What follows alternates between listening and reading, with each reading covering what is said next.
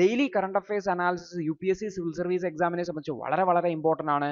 അപ്പോൾ ദിവസവും current affairs analysis കണ്ട് മനസ്സിലാക്കി പഠിച്ച് മുന്നോട്ട് പോകാനാണെങ്കിൽ നിങ്ങൾക്ക് യൂട്യൂബിലെ ലേണേഴ്സിൻ്റെ മെമ്പർ കമ്മ്യൂണിറ്റിയിൽ ജോയിൻ ചെയ്യാൻ വേണ്ടി പറ്റും. അപ്പോൾ ലേണേഴ്സ് യൂട്യൂബ് ചാനൽ നിങ്ങൾ സബ്സ്ക്രൈബ് ചെയ്തിട്ടുണ്ടെങ്കിൽ ആ സബ്സ്ക്രൈബ് ബട്ടൻ്റെ തൊട്ടടുത്തായിട്ട് ജോയിൻ എന്ന് പറഞ്ഞിട്ടുള്ള ഒരു ബട്ടൺ കാണാൻ പറ്റും.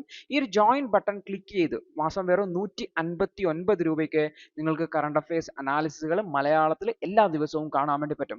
ഡിസംബർ 6-ാം തീയതിയിലെ UPSC സിവിൽ സർവീസ് എക്സാമിന് റിലവൻ്റ് ആയിട്ടുള്ള കുറച്ച് ടോപ്പിക്കുകളാണ് നമ്മൾ ഡിസ്കസ് ചെയ്യാൻ വേണ്ടി പോകുന്നത്. അതിൽ ആദ്യത്തേത് 16-ാമത്തെ ഫിനാൻസ് കമ്മീഷനും ഈ ഒരു ഫിനാൻസ് കമ്മീഷൻ സ്റ്റേറ്റ്സുകൾക്ക് എത്രമാത്രം ഇമ്പോർട്ടൻസ് കൊടുക്കണം, പ്രത്യേകിച്ച് ഫിസിക്കൽ ഫ്യൂച്ചറുമായി ബന്ധപ്പെട്ട് എന്നാണ് തമിഴ്നാട് മുഖ്യമന്ത്രി പറയുന്നതായിട്ടുള്ളത്. അപ്പോൾ നമുക്ക് നോക്കാം എന്താണ് ഈ ഒരു 16th ഫിനാൻസ് കമ്മീഷനുമായി ബന്ധപ്പെട്ട് തമിഴ്നാട് മുഖ്യമന്ത്രിക്ക് പറയാനുള്ളത് എന്നുള്ളത്.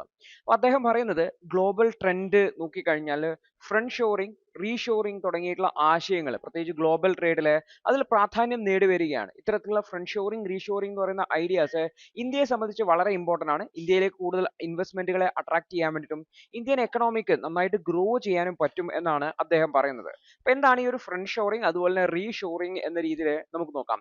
അപ്പോൾ ഫ്രണ്ട് ഷോറിംഗ് എന്ന് പറഞ്ഞു കഴിഞ്ഞാൽ ഇപ്പോൾ ഡെവലപ്ഡ് കൺട്രീസ് അവരുടെ പ്രൊഡക്ഷൻ, അവരുടെ രാജ്യത്തുള്ള ഫാക്ടറീസും മറ്റുമൊക്കെ അവർ ആ ഒരു പ്രൊഡക്ഷൻ അവരുടെ തൊട്ടടുത്തുള്ള മറ്റ് രാജ്യങ്ങളിലേക്ക്, പ്രത്യേകിച്ചും അവരുടെ നല്ല അലൈസ് ആണെന്ന് തോന്നുന്ന, നല്ല ഫ്രണ്ട്സ് ആണെന്ന് തോന്നുന്ന രാജ്യങ്ങളിലേക്ക് കുറച്ചുകൂടി സ്റ്റേബിൾ ആയിട്ടുള്ള എക്കണോമിക് റിലേഷൻഷിപ്പ് ഉള്ള, പൊളിറ്റിക്കൽ സ്റ്റെബിലിറ്റി ഉള്ള രാജ്യങ്ങളിലേക്ക് മാറ്റുകയാണ് ചെയ്യുന്നത്. എന്തുകൊണ്ടാണ് അങ്ങനെ ചെയ്യാൻ കാരണം എന്ന് ചോദിച്ചു കഴിഞ്ഞാൽ ആ ഒരു സപ്ലൈ ചെയിൻ ഡിസ്റപ്ഷൻസിനെ മാക്സിമം ഒഴിവാക്കാൻ വേണ്ടിയിട്ടാണ്. കാരണം ട്രേഡ് വാർ ഉണ്ടാകുന്ന സമയത്ത് അല്ലെങ്കിൽ ജിയോ പൊളിറ്റിക്കൽ ടെൻഷൻസ് ഉണ്ടാകുന്ന സമയത്ത് ഇത്തരത്തിലുള്ള ഈ ഒരു സപ്ലൈ ചെയിൻ ഡിസ്റപ്ഷൻസ് ഉണ്ടാവാറുണ്ട്. ഉദാഹരണത്തിന് റഷ്യ ഉക്രൈൻ യുദ്ധം ഉണ്ടായപ്പോൾ ഉക്രൈനിലുള്ള സാധനങ്ങൾ, ഉക്രൈനിലുള്ള പ്രൊഡക്ഷൻ ചെയ്യുന്ന സാധനങ്ങളൊന്നും കിട്ടാത്ത അവസ്ഥയിലേക്ക് വന്നു. അപ്പോൾ അത്തരം സാഹചര്യങ്ങൾ ഒഴിവാക്കാൻ വേണ്ടിയിട്ട് ഇത്തരത്തിലുള്ള യുദ്ധങ്ങൾ നടക്കാൻ സാധ്യതയില്ലാത്ത അല്ലെങ്കിൽ പൊളിറ്റിക്കലി സ്റ്റേബിൾ ആയിട്ടുള്ള രാജ്യങ്ങളിലേക്ക് പ്രൊഡക്ഷൻ യൂണിറ്റുകൾ മാറ്റുക എന്നുള്ളതാണ്. റീഷോറിംഗ് എന്ന് പറഞ്ഞു കഴിഞ്ഞാൽ നേരത്തെ റോ മെറ്റീരിയൽസ് ഈ ഡെവലപ്പിംഗ് ആയിട്ടുള്ള കൺട്രീസിൽ നിന്ന് എടുത്തു കൊണ്ടുപോയി അതിന്റെ മാനുഫാക്ചറിങ് ഡെവലപ്ഡ് കൺട്രീസ് അവരവരുടെ രാജ്യത്ത് ചെയ്യുന്ന രീതിയാണ് ഉണ്ടായിരുന്നത്. അതിനു പകരം ആ ഒരു കോസ്റ്റ് കട്ടിങ്ങിന് വേണ്ടിയിട്ടും മറ്റുമൊക്കെയായി, അതേപോലെ തന്നെ ഈ സപ്ലൈ ചെയിൻ ഇഷ്യൂസ് ഒക്കെ അഡ്രസ് ചെയ്യാൻ വേണ്ടിയിട്ട് ഇന്ന് പലപ്പോഴും അതായത് ആ ഒരു കൺട്രി ഓഫ് ഒറിജിനിൽ തന്നെ എവിടെയാണോ അതിന്റെ റോ മെറ്റീരിയൽ കിട്ടുന്നത് അതിലേക്ക് അതിന്റെ തൊട്ടടുത്തുള്ള റീജിയനിൽ ഈ ഒരു പ്രൊഡക്ഷൻ ചെയ്യുന്ന രീതിയിലേക്ക്, മാനുഫാക്ചറിങ് ചെയ്യുന്ന രീതിയിലേക്ക് പോകുന്നുണ്ട്. ഇതിനെയാണ് റീഷോറിംഗ് എന്ന് വിളിക്കുന്നതായിട്ടുള്ളത്. അപ്പൊ ഇന്ത്യ ഒരു ഡെവലപ്പിംഗ് കൺട്രിയാണ്. അപ്പൊ ഇന്ത്യയിൽ പൊളിറ്റിക്കലി സ്റ്റേബിൾ ആയിട്ടുള്ള അല്ലെങ്കിൽ എക്കണോമിക്കലി സ്റ്റേബിൾ ആയിട്ടുള്ള ഒരു സിസ്റ്റം ആണ്. അതുകൊണ്ട് തന്നെ ഫ്രണ്ട് ഷോറിംഗിൽ ഇന്ത്യക്ക് വളരെയധികം പൊട്ടൻഷ്യൽ ഉണ്ട്. അതുപോലെ തന്നെ ഇന്ത്യ ഒരുപാട് റോ മെറ്റീരിയൽസ് എക്സ്പോർട്ട് ചെയ്യുന്നുണ്ട്. അപ്പോൾ ഈ റോ മെറ്റീരിയൽസും മറ്റുമൊക്കെ ഇന്ത്യയിലേക്ക് വരുന്നതിന് വേണ്ടി അല്ലെങ്കിൽ റീഷോറിംഗ് വഴി ഇന്ത്യയിലേക്ക് വരുന്നതിന് വേണ്ടി സഹായിക്കാം എന്നുള്ളതാണ്. അപ്പോൾ ഈ ഒരു കമ്മീഷൻ, ഫിനാൻസ് കമ്മീഷൻ ഈ ഒരു കാഴ്ചപ്പാട് കൂടി മനസ്സിൽ വെച്ചുകൊണ്ട് വേണം, ഈ ഒരു ഗ്രോത്ത് പ്രോസ്പെക്റ്റ് കൂടി വെച്ചുകൊണ്ട് വേണം ഫിസിക്കൽ ചാലഞ്ചസിനെ അഡ്രസ്സ് ചെയ്യാൻ വേണ്ടിയിട്ട് സ്റ്റേറ്റുകളെ സഹായിക്കേണ്ടത് എന്നാണ് പറയുന്നതായിട്ടുള്ളത്. അപ്പോൾ ഇന്ത്യയും തമിഴ്നാടും എല്ലാം തന്നെ, ഇന്ത്യയും അതുപോലെ തന്നെ അതിൻ്റെ കൂടെ തന്നെ തമിഴ്നാടും കൃത്യമായിട്ടുള്ള റിസോഴ്സ് ഡിസ്ട്രിബ്യൂഷനും അതുപോലെ തന്നെ ഈ ഒരു ഹൈ പെർഫോമിംഗ് സ്റ്റേറ്റ് കാറ്റഗറിയിലേക്ക് വരുവാണ്. സോ അതിൻ്റെതായിട്ടുള്ള ഒരു ഇൻസെൻറ്റീവ്സ് തമിഴ്നാടിന് നൽകണം എന്നാണ് അദ്ദേഹം പറയുന്നതായിട്ടുള്ളത്. അതിൽ വേർട്ടിക്കൽ ഡെവല്യൂഷനുമായി ബന്ധപ്പെട്ട്, വേർട്ടിക്കൽ ഡെവല്യൂഷൻ എന്ന് പറഞ്ഞാൽ സെൻട്രൽ ഗവൺമെന്റ് കയ്യിലുള്ള മൊത്തം നെറ്റ് പ്രൊസീഡ്സ് ഓഫ് ടാക്സിന്റെ എത്ര ശതമാനമാണ് സംസ്ഥാനങ്ങൾക്ക് നൽകുന്നതിനുള്ള 15th finance commission 33.16% of union tax മാത്രമാണ് അലോക്കേറ്റ് ചെയ്തിട്ടുള്ളത്.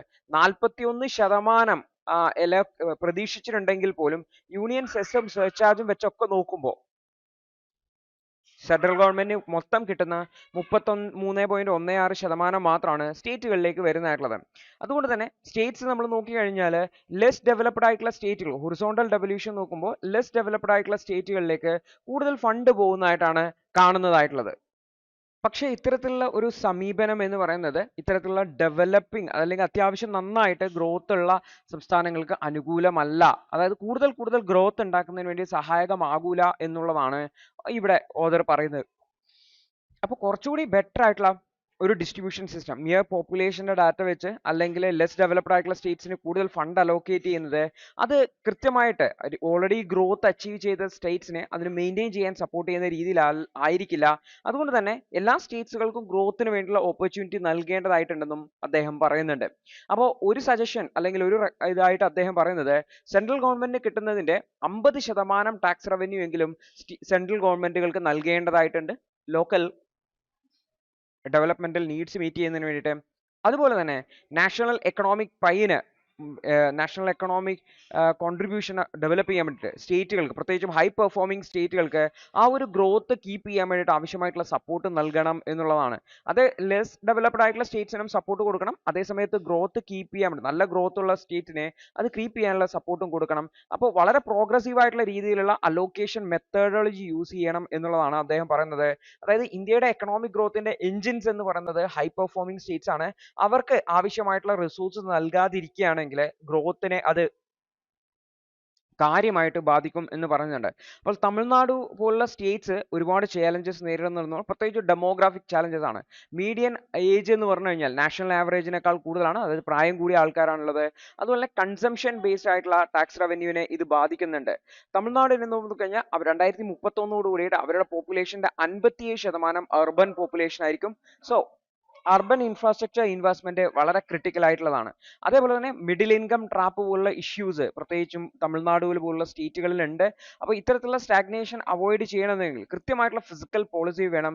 ഈ ഒരു ഡെമോഗ്രഫിക്സിനനുസരിച്ച് റാപ്പിഡ് ആയിട്ടുള്ള urbanization ഉണ്ടാവുന്നതിനനുസരിച്ച് അടിസ്ഥാനപരമായിട്ടുള്ള ഇൻഫ്രാസ്ട്രക്ചർ ഫെസിലിറ്റീസ്, തൊഴിലുകൾ, എംപ്ലോയ്മെന്റ് ഓപ്പർച്യൂണിറ്റീസ് ഒക്കെ ക്രിയേറ്റ് ചെയ്യാൻ സ്റ്റേറ്റിന് പറ്റേണ്ടതായിട്ടുണ്ട് എന്നുള്ളതാണ്. അപ്പോൾ അതിനാവശ്യമായിട്ടുള്ള റിസോഴ്സസ് ഫിനാൻസ് കമ്മീഷൻ ത്രൂ വരുന്നുണ്ട് എന്ന് സെൻട്രൽ ഗവൺമെന്റ് അല്ലെങ്കിൽ ഫിനാൻസ് കമ്മീഷൻ ഉറപ്പുവരുത്തണം എന്നാണ് പറയുന്നത്. അടുത്തൊരു വാർത്ത എന്ന് വെച്ചാൽ റീസെന്റ് ആയിട്ട് നമ്മുടെ പ്രധാനമന്ത്രിയുടെ നൈജീരിയ, ബ്രസീൽ, ഗുയാന 3 രാജ്യങ്ങളിലേക്കുള്ള വിസിറ്റുമായി ബന്ധപ്പെട്ടതാണ്. അപ്പോൾ ഈ ഒരു ഡിപ്ലോമസി എന്താണ്, നമ്മുടെ രാജ്യം എങ്ങനെയാണ് രാജ്യങ്ങളുമായിട്ടുള്ള ബന്ധം മെച്ചപ്പെടുത്തുന്നതെന്നാണ് നോക്കുന്നത്. നോക്കിക്കഴിഞ്ഞാൽ ആദ്യം നൈജീരിയ നോക്കിക്കഴിഞ്ഞാൽ നൈജീരിയയുമായിട്ടുള്ള ബന്ധം നമ്മൾ ഓൾറെഡി ഡിസ്കസ് ചെയ്തിരുന്നു. ആഫ്രിക്കയുടെ മോസ്റ്റ് പോപ്പുലസ് കൺട്രിയാണ്. ഇന്ത്യയും നൈജീരിയയുമായിട്ട് ഡെമോഗ്രാഫിക് ദി ഹിന്ദുവിന്റെ ഇന്നത്തെ വിശകലനം കണ്ടതിന് നന്ദി. നിങ്ങൾക്ക് ഇത് സഹായകരമായെന്ന് വിശ്വസിക്കുന്നു. ഇന്നത്തെ ബാക്കിയുള്ള വാർത്തകളുടെ വിശകലനത്തിനു വേണ്ടി ഞങ്ങളുടെ ന്യൂസ് അനാലിസിസ് ക്ലാസ്സിൽ ജോയിൻ ചെയ്ത് പഠിക്കാവുന്നതാണ്. ഒരു മാസം വെറും 159 രൂപയ്ക്ക് നിങ്ങളുടെ UPSC തയ്യാറെടുപ്പിന് ആവശ്യമായ എല്ലാ പ്രധാന വിശദാംശങ്ങളും ഉൾക്കൊള്ളുന്ന ഒരു സമഗ്രമായ ന്യൂസ് അനാലിസിസ് നിങ്ങൾക്ക് മലയാളത്തിൽ ലഭിക്കും. കൂടാതെ സിവിൽ സർവീസിനു വേണ്ടിയുള്ള ജനറൽ സ്റ്റഡീസ് ക്ലാസുകൾ കൂടി മലയാളത്തിൽ മനസ്സിലാക്കി പഠിക്കാൻ ഞങ്ങളുടെ ലേണേഴ്സ് അൺലിമിറ്റഡ് ക്ലാസ്സിൽ ജോയിൻ ചെയ്യാം. മാസം വെറും 1500 രൂപയ്ക്ക്.